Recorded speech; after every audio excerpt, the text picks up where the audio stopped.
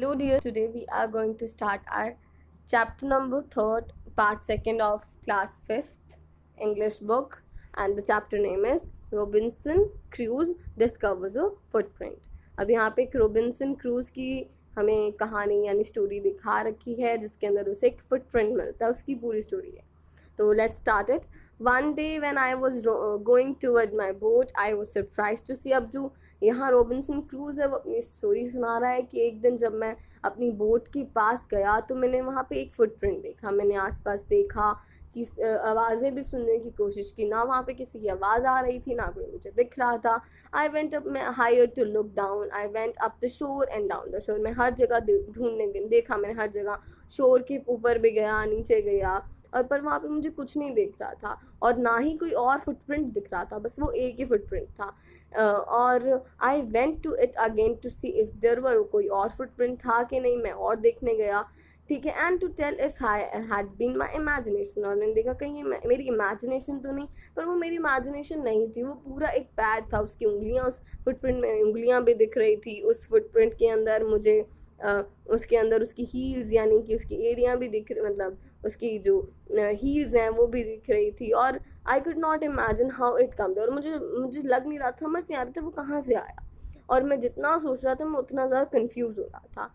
Eight last I return to home. और मैं फिर लास्ट में जाके अपने होम ही, घर ही चला गया. मैं बहुत डरा हुआ था और मैं इतना डरा हुआ था कि मैं जो वहाँ पे पेड़ थे मैं उससे भी इंसान समझ रहा था. When I came to my केव, जिससे मैं जब अपनी केव यानी गुफा के पास पहुँचा, जिसे मैं कैसल कहता था अपना, ठीक है, वहाँ पे पहुँचा तो मैंने मुझे कुछ याद नहीं रहा कि मैं कहाँ से घुसा उस केव में, अपने घर के अंदर. क्या मैं उसके होल से घुसा या फिर मैं लैडर यानी सीढ़ियों से घुसा. आई ran off for cover faster. मैं इतना भागा कि मतलब मैं छुपने के लिए इतने तेज़ भागा कि एनिमल भी इतना तेज़ नहीं भाग सकता. I did not sleep that night. और मुझे उस दिन नींद नहीं आई. मुझे डर लग रहा था, मैं इतना डर चुका था. I thought it would be savages. और मुझे लगा कि मेरे अलावा भी इस जगह पे कोई और रहता है. मैं बहुत ज़्यादा डरा हुआ था.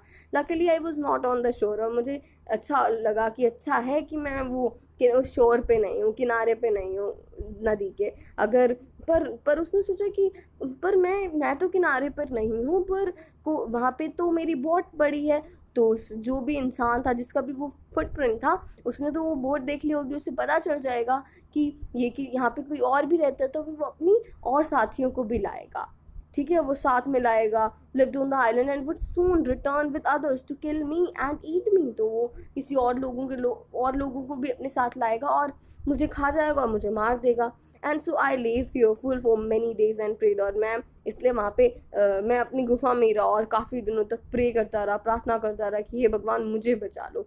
आई was much comforted and began going out to investigate. अब मैं थोड़ा सा शांत हो गया तो इसलिए मैं बाहर इन्वेस्टिगेट करने गया, छानबीन करने गया कि एग्जैक्टली चीज़ क्या है वो. But even now I went forward. I look behind me frequently because I was still very frightened. मैं अभी गया पर अभी भी मैं बहुत डरा हुआ था. However as I went for about for 2 or 3 days and now saw nothing, I became a little bolder.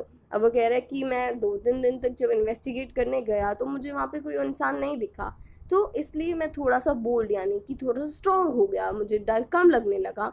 I decided to go. और उसने सोचा कि मैं शोर पे जाता हूँ, अच्छे से फुटप्रिंट को एक बार और देखता हूँ और कहीं देखूंगा कि कहीं वो फुटप्रिंट मेरा तो नहीं. As I come closer to the footprint I realize that it could not be my footprint because I had not come to this part of the beach since a long time. वो फिर जो उसके पास जाते तो उसे याद आता है कि मैं यहाँ पर तो कितना टाइम हो गया, मैं इस जगह पर आया ही नहीं, तो ये मेरा फुटप्रिंट तो नहीं हो सकता.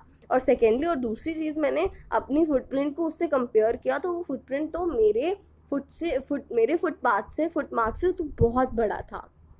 My fear returned. I went home again, believing that there was someone there. The island was inhabited. वो कहते हैं कि अब मेरा डर तो मुझे और डर लगने लगा. तो फिर मैं फटाफट घर आ गया अपने और मुझे पता चल गया कि वहाँ पे कोई मेरे अलावा कोई और भी रहता है. वो जो आइलैंड है वो इनहेबिटेटेड, यहाँ पे वो और भी लोग रहते हैं. So this was the story that Robinson Crusoe discovers a footprint. Okay, so this is completed. Your chapter is completed. Thank you and have a nice day.